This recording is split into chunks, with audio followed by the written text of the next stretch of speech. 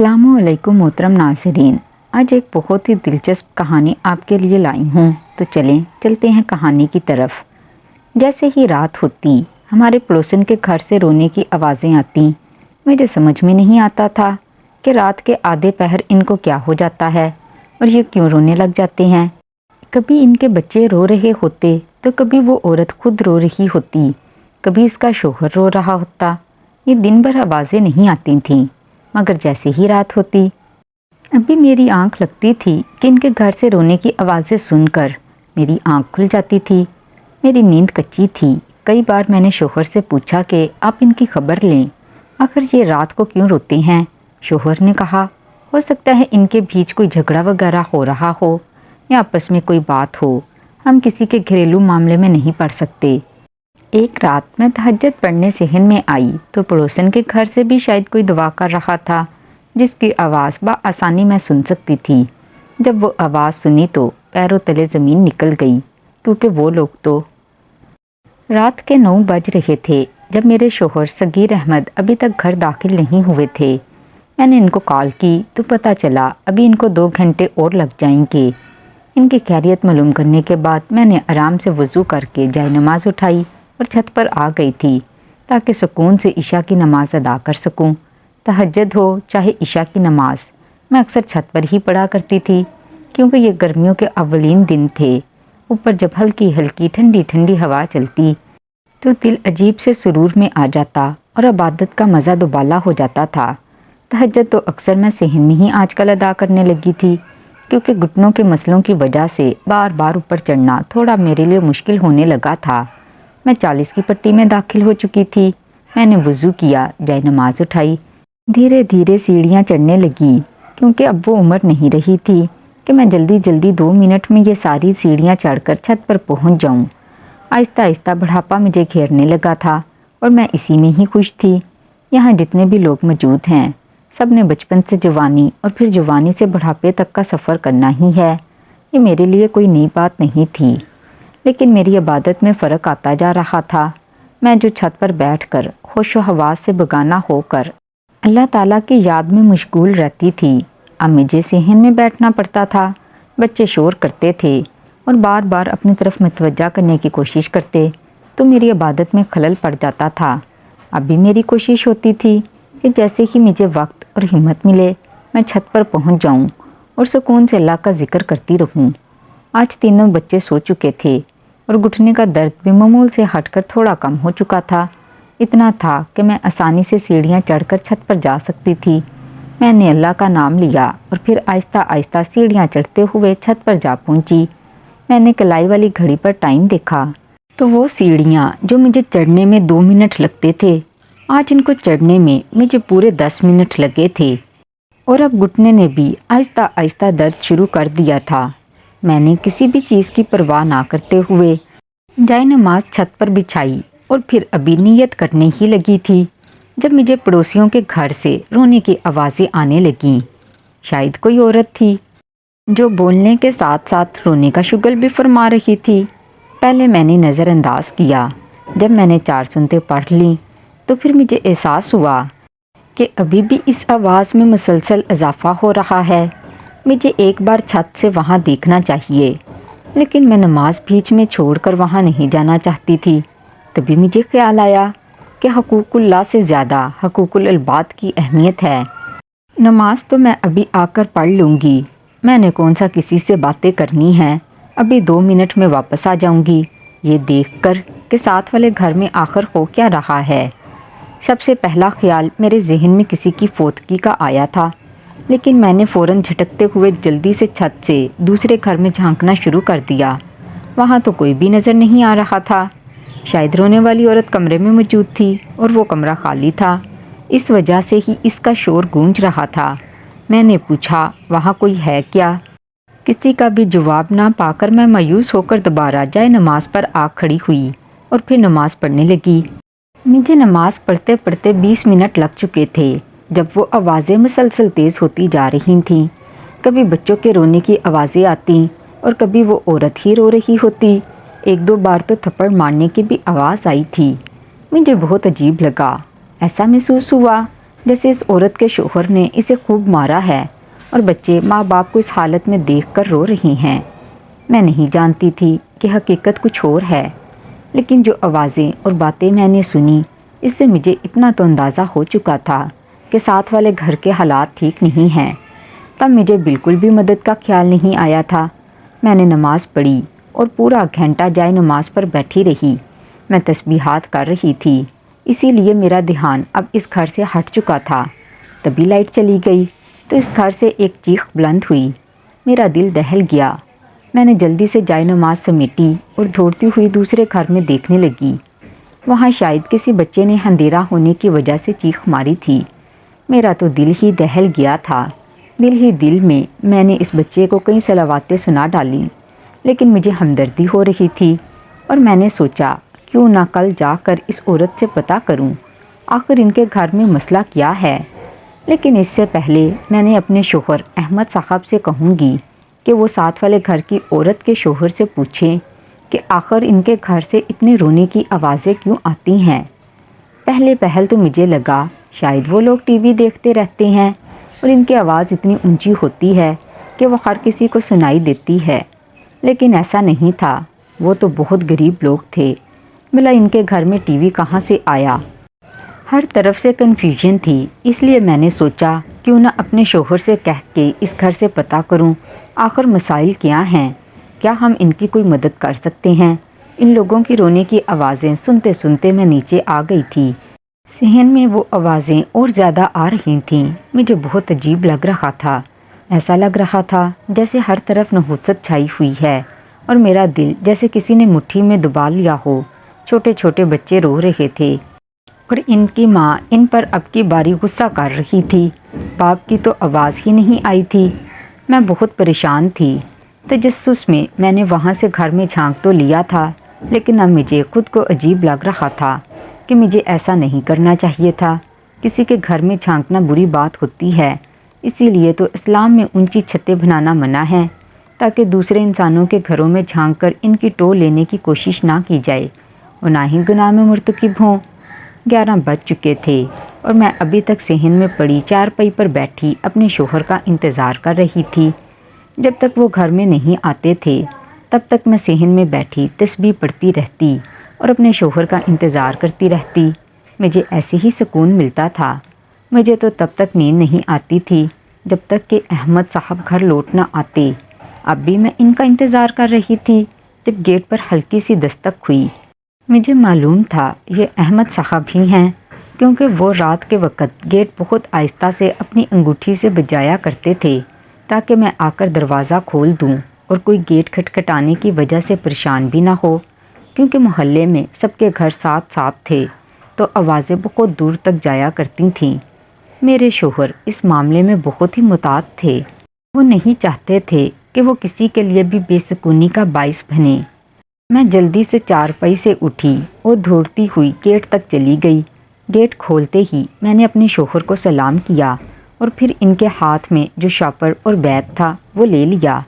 وہ بھی سلام کا جواب دیتے ہوئے میرے ساتھ گھر کے اندر داخل ہونے لگے۔ میں نے گیٹ اچھے سے بند کیا اور پھر کھانا گرم کرنے لگی۔ تب تک میرے شوہر فریش ہو کر کپڑے تبدیل کر کے آ چکے تھے۔ ہم دونوں کچن میں ہی بیٹھ گئے۔ وہ کھانا کھا رہے تھے اور میں بار بار یہ سوچ رہی تھی کہ میں ساتھ والے گھر والوں کے بارے میں ان سے کیسے کہوں کہ وہ پوچھیں۔ مجھے معلوم تھا وہ سلیم صاحب کا گھر تھا اور سلیم صاحب ایک دہاڑی دار مزدور تھے۔ مجھے سمجھ نہیں آئی کہ شوہر کے سامنے کیسے اس کا نام لیتے ہوئے پوچھوں کہ آخر ان کے گھر میں کیا چل رہا ہے۔ میں ذہن میں ان جملوں کو جوڑ رہی تھی تاکہ میں اپنے شوہر سے پوچھ سکوں۔ میرے شوہر بھی میری اس طرح کی حالت دیکھ چکے تھے۔ وہ بھی بار بار سوالیہ نظروں سے مجھے دیکھتے تو میں مسکرا کر ان کی بات ٹال دیتی۔ جب انہوں نے کھانا ختم کر لیا اور میں نے برتن دھو لیے اور ان کو چائے پیش کی تو تب میں ان کو بتانے لگی کہ عشاء کی نماز کے وقت چھت پر گئی تھی تو وہاں مجھے بہت رونے کی آوازیں آ رہی تھیں۔ آپ سلیم صاحب سے پتہ کریں کہ مسئلہ کیا ہے۔ میرے شوہر کہنے لگے، پاگل مت بنو، ان کا اپنا گھریلو مسئلہ ہے، ہم بیچ میں کیسے بولیں گے؟ تو ان کو لگے گا کہ ہم ان کی ٹو میں لگے رہتے ہیں کہ کب ان کے گھر میں کیا ہو رہا ہے۔ تم بھی ان کی اتنی فکر مت کرو، وہ خود اپنے حالات کو اچھے سے سمجھتے ہیں اور جانتے ہیں۔ سلیم صاحب ایک خوددار اور غیرت مند آدمی ہیں، شاید ان کو یہ بات ہرگز پسند ہی نہ آئے، تو ان کو ان کے حالات پر چھوڑ دو اور اپنے بچوں پر توجہ دیا کرو۔ یہ بات میرے شوہر نے بہت نرمی سے سمجھائی تھی، لیکن مجھے بہت بری لگی تھی، کیونکہ میں جاننا چاہتی تھی کہ آخر اس گھر میں ایسا کیا ہو رہا ہے جو وہ لوگ اتنا روتے ہیں۔ شوہر کی بات میں نے سرسری سی سنی اور پھر جا کے چائے کے برتن دھونے لگی۔ میرے شوہر کھانا کھا کے سو چکے تھے۔ میں نے کچن کی لائٹ آف کی اور پھر خود بھی سونے چلی گئی۔ میں سوتے ہوئے سوچ رہی تھی کہ دن میں اگر یہ آوازیں آئیں تو میں آواز دیکھ کر صوفیہ خاتون کو بلا کر معاملے کی تہہ میں جاؤں گی کہ آخر وہ لوگ اتنا کیوں روتے ہیں۔ سارا دن رونے کی کوئی آواز نہیں آئی، یہاں تک کہ ایسا معلوم ہوتا تھا کہ اس گھر میں کوئی رو ہی نہیں رہا۔ مجھے اور زیادہ پریشانی ہونے لگی کہ کہیں ان کے گھر میں کچھ غلط تو نہیں ہو گیا، وہ لوگ زندہ تو ہیں۔ سارا دن میں نے ان لوگوں کی پریشانی میں گزار دیا۔ دن میں تو کوئی رونے کی آواز نہیں آئی، لیکن رات پھر 9 بجے ان کے گھر سے رونے کی آوازیں آنے لگیں اور صوفیہ خاتون کی چیخنے کی بھی۔ سلیم صاحب کی اس میں کوئی بھی آواز نہیں تھی، نہ وہ بچوں کو چپ کروا رہے تھے، نہ وہ بیوی کو اس طرح غصہ کرنے سے روک رہے تھے۔ نہ جانے ان کے گھر میں کیا چل رہا تھا، لیکن مجھے اتنی تسلی ہو گئی تھی کہ وہ زندہ اور سلامت ہیں۔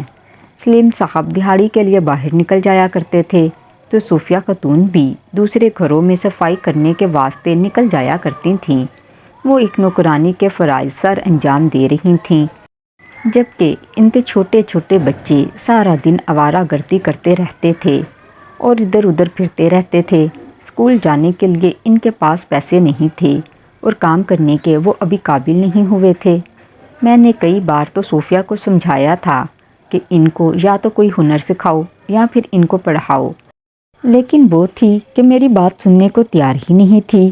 وہ ہر بھر مہنگائی اور پیسوں کا رونا روتی تھی، لیکن جتنی بار بھی میں نے اسے پیسے دینے کی کوشش کی، اس نے انکار کر دیا۔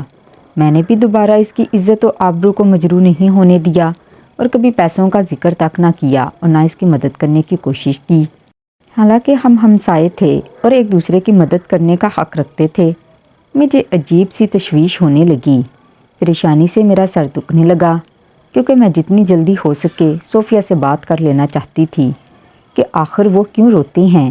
ان کی چیخیں اور رونے کی آوازیں دل دہلا دینے والی تھیں۔ کسی بھی ماں کا دل خوف سے جکڑ جاتا ہے جب وہ کسی بھی بچے کی رونے کی آواز سنے۔ اس کو اپنے بچے یاد آنے لگتے ہیں۔ میرے بچے میرے پاس تھے، لیکن صوفیہ کے بچوں کی رونے کی آوازیں سن کے میرا دل کانپ جاتا تھا اور میں بار بار چھت سے اتر کر اپنے بچوں کو دیکھنے جایا کرتی تھی کہ وہ سکون سے سو بھی رہے ہیں کہ نہیں۔ مسلسل 3 سے 4 دن میں اسی واسطے چھت پر نماز پڑھنے جانے لگی کہ میں وہاں صوفیہ کے گھر کے حالات معلوم کر سکوں، کیونکہ میں ان کی مدد کرنا چاہتی تھی۔ مجھے معلوم تھا کہ ان کی ٹو لے کر میں گناہ کر رہی ہوں، لیکن میرا فرض تھا کہ ہم ہمسائے ہیں، ایک دوسرے کی خبر گیری کرنا ہم پر واجب ہے۔ میرا شوہر تو میری مدد کرنا ہی نہیں چاہتا تھا، وہ چاہتا تھا کہ ہم ان کو ان کے حال پر چھوڑ دیں اور اپنی زندگی پر فوکس کریں، لیکن میں ان لوگوں کو اکیلا نہیں چھوڑ سکتی تھی، خاص طور پر صوفیہ کے حالات جاننے کے بعد تو مجھے اس سے اور بھی زیادہ ہمدردی ہونے لگی تھی، لیکن میں تب تک اس کے لیے کچھ نہیں کر سکتی تھی جب تک وہ براہ راست مجھے سارے حالات گوشت گزار نہ کرتے۔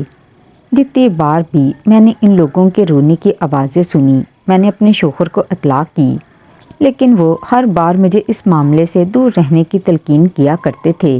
میں بھی مجبور تھی، عورت تھی، خود سے ان کی مدد نہیں کر سکتی تھی۔ شوہر کا تعاون تو لازمی تھا، لیکن میں کیا ہی کرتی جب وہ عورت خود مجھ سے مدد لینا نہیں چاہتی تھی۔ میں نے اسے یہ بھی کہا تھا کہ بے شک تم ہمارے گھر آ کے کام کر دیا کرنا، اس کے بدلے میں تمہیں ڈبل پیسے دے دیا کروں گی، اس طرح تمہاری مدد بھی ہو جائے گی اور میرے کام بھی آسان ہو جائیں گے۔ لیکن وہ کہنے لگی کہ باجی بہت سارے بنگلوں میں جانا ہوتا ہے، یہاں کے لیے اس کے پاس وقت نہیں بچتا، یہاں تک کہ اس کا اپنا گھر صاف کرنے کے لیے بھی اس کے پاس وقت نہیں ہے۔ مجھے سمجھ نہیں آتی تھی کہ آخر وہ دونوں میاں بیوی اتنا جو کماتے ہیں تو جاتا کہاں ہے کہ وہ لوگ ابھی تک واقع کر رہے ہیں۔ یہ سب میری سمجھ سے باہر تھا۔ میں معلوم تو کرنا چاہتی تھی لیکن کچھ بھی پتہ نہیں چل رہا تھا۔ 6 دن بعد جب میں تہجد کے لیے اٹھی تو میں نے چھت پر جانے کی بجائے صحن میں ہی تہجد ادا کرنے کے بارے میں سوچا۔ میں نے جائے نماز اٹھائی، وضو کیا اور پھر دیوار کے ساتھ جائے نماز رکھ کر نیچے ہی نماز پڑھنے لگی۔ میں نے تہجد پڑھی، دعائیں مانگی، ابھی تسبیحات کر ہی رہی تھی جب مجھے رو کر دعائیں مانگتی ہوئی ایک عورت کی آوازیں سنائی دینے لگیں۔ وہ یقیناً صوفیہ ہی تھی۔ یا اللہ، مجھے معاف کر دے اور میں نے جتنے بھی گناہ جو جانے انجانے میں کیے ہیں ان سب کو تو معاف کر دے۔ اب جانتے ہیں کہ ہم انسان خطا کے پتلے ہیں، نہ جانے ایسی کون سی غلطی میں نے کی ہے جس کی سزا مجھے یوں مل رہی ہے کہ پچھلے 4 دنوں سے میرے بچے بھوکے ہی ہیں اور بلک بلک کر کھانا مانگ رہے ہیں۔ میرے پاس اتنے پیسے نہیں ہیں کہ میں ان کے لیے کھانا خرید کر لا سکوں۔ ہم دونوں میاں بیوی اپنی طرف سے پوری کوشش کرتے ہیں لیکن پھر بھی ہم کچھ نہیں کر پا رہے۔ یا اللہ، میرے بیٹے کو صحت عطا کر دے تاکہ ہم سب خوشحال ہو جائیں۔ میں آپ سے زیادہ کی چاہ نہیں کر رہی، بس جتنا آپ دے رہے ہیں اتنا ہمارے لیے کافی ہے۔ لیکن میرے بیٹے کو صحت والی اچھی زندگی عطا کر دے۔ وہ بیمار ہے اور ہم لوگ لاچار ہیں، اس کا علاج کروانے کے قابل نہیں ہیں۔ جتنے پیسے بھی آتے ہیں وہ ہم اس کے علاج میں لگا دیتے ہیں۔ میرے مالک، ہماری غیب سے مدد فرما اور ہمارا سر کسی بھی انسان کے سامنے جھکنے مت دینا۔ بے شک تو غفور ہے، رحیم ہے، اپنے بندوں سے 70 ماؤں سے بھی بڑھ کر پیار کرتا ہے۔ تو میری دعا سن لے، ہمارے حالات بہتر سے بہترین کر دے۔ یہ کہہ کر روتے ہوئے وہ اور بھی کئی دعائیں مانگ رہی تھی لیکن میری سوئی تو اس کے بیٹے کی بیماری پر ہی اٹک گئی تھی اور میں سوچ رہی تھی کہ آخر اس کے بیٹے کو کون سی بیماری ہے جس کی وجہ سے وہ یوں رو رو کر خدا سے اس کی صحت کی التجا کر رہی ہے۔ اس کے 3 بیٹے تھے، اب مجھے یہ نہیں معلوم تھا کہ اس کے کون سے نمبر والے بیٹے کو بیماری تھی اور سارا پیسہ اس کے علاج پر لگ رہا ہے، یہاں تک کہ باقی بچے بھوک سے فاقے کر رہے تھے۔ اس کی باتیں میں نے جیسے سنی میں جلدی سے اٹھی اور احمد صاحب کے سر پر جا پہنچی۔ وہ بھی ابھی اٹھے تھے اور تہجد کے وضو کے لیے جا رہے تھے جب میں نے انہیں روکا اور کچن میں آ کر کھڑا کر دیا۔ وہ حیرت سے مجھے اس طرح رازداری سے کمرے سے لے کر آنا اور پھر کچن میں آتا دیکھ رہے تھے اور حیرت سے پوچھنے لگے، بیگم، سب خیریت تو ہے نا؟ کیا کوئی مسئلہ ہے؟ وہ پریشانی سے مجھ سے پوچھنے لگے تو میں انہیں کہنے لگی، میں ابھی ابھی ساتھ والے گھر سے کچھ باتیں سن کر آ رہی ہوں، آپ بھی چلیں اور سنیں۔ وہ غصے سے مجھے گھورنے لگے اور کہنے لگے، آپ بھی نا سارا دن گھر میں فارغ رہتی ہیں اور اتنی سمجھ نہیں ہے کہ دوسروں کے گھروں کی باتیں اس طرح نہیں سنتے، یہ اچھی بات نہیں ہوتی۔ اگر ان کو مدد کی ضرورت ہوتی تو وہ خود آ کر ہم سے مدد لے لیتے، لیکن اس طرح کسی کے گھر میں بار بار جھانکنا اور ٹو لینا یہ ہمارے اسلام میں جائز نہیں ہے۔ یہ کہہ کر میرے شوہر مجھے سمجھانے ہی لگے تھے۔ جب میں نے صوفیہ کی دعا انہیں سنائی تو وہ حیرت سے دیکھنے لگے اور کہنے لگے، میں کل تمہیں پیسے دوں گا، وہ تم جا کر صوفیہ کو دے دینا، اس طرح مدد کرنا کہ اس کو پتہ بھی نہ چلے، ٹھیک ہے؟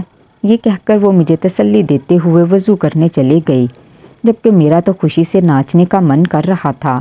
مجھے معلوم تھا اگر احمد صاحب کو ان کے حالات پتہ چل جائیں تو وہ ضرور میری مدد کریں گے تاکہ میں صوفیہ خاتون کی مدد کر سکوں۔ میرے شوہر خدا ترس انسان تھے اور جہاں بھی ان کو ایسے ضرورت مند لوگ دکھتے وہ ان کی لازمی مدد کیا کرتے تھے۔ مجھے لگتا تھا کہ ہمارے گھر میں برکت ہی انہی چیزوں کی وجہ سے ہے۔ مجھے بہت خوشی ہوتی تھی جب میرے شوہر دوسرے لوگوں کا احساس کرتے تھے۔ ابھی بھی میرا دل چاہ رہا تھا کہ میں شکرانے کے نوافل ادا کروں۔ وضو تو میرا تھا، میں نے جائے نماز بچھائی اور پھر کچن میں ہی شکرانے کے نوافل ادا کرنے لگی۔ میں نوافل ادا کر کے اٹھی تو میرے شوہر تہجد پڑھ کے جا رہے تھے۔ ان کو معلوم تھا کہ میں شکرانے کے نوافل ہی ادا کر رہی ہوں گی، اسی لیے وہ مسکراتے ہوئے کمرے میں چلے گئے۔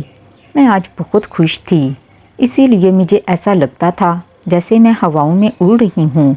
پچھلے کئی دنوں سے میں نے خدا سے صوفیہ کے حالات کی بہتری کے لیے بہت دعائیں کی تھیں۔ اب جب مجھے موقع ملنے جا رہا تھا تو میری خوشی سے انتہا نہیں رہی تھی۔ اگلے روز بچوں اور شوہر کو آفس اور اسکول بھیجنے کے بعد میں نے جلدی سے عبایا پہنا اور پھر صوفیہ کے گھر چلی گئی۔ گھر میں کوئی بھی موجود نہیں تھا۔ ایک بیمار لڑکا چارپائی پر پڑا ہوا تھا۔ وہ بالکل صحیح سلامت تھا، کہیں سے بھی بیمار نظر نہیں آ رہا تھا۔ مجھے دیکھ کر وہ زیر لب مسکرانے لگا اور پھر آہستہ آہستہ اٹھ کر چارپائی پر بیٹھ گیا۔ گھر میں کوئی اور موجود نہیں تھا، جبکہ اس کی ماں صوفیہ خاتون اسی وقت گھر میں داخل ہوئی جب مجھے آئے 5 منٹ ہو چکے تھے۔ میں اس لڑکے کے پاس چارپائی پر بیٹھ چکی تھی۔ وہ لڑکا میرے چھوٹے بیٹے آلیان کے جتنا تھا۔ مجھے اس پر بہت پیار آیا۔ وہ اتنی سی عمر میں اتنی بڑی بیماری میں مبتلا تھا۔ مجھے گھر میں دیکھ کر صوفیہ گھبرا گئی اور جلدی سے میری طرف بڑھی اور کہنے لگی، بی بی جی آپ یہاں، سب خیریت تو ہے نا؟ میں نے اسے کہا، ہاں سب خیریت ہے۔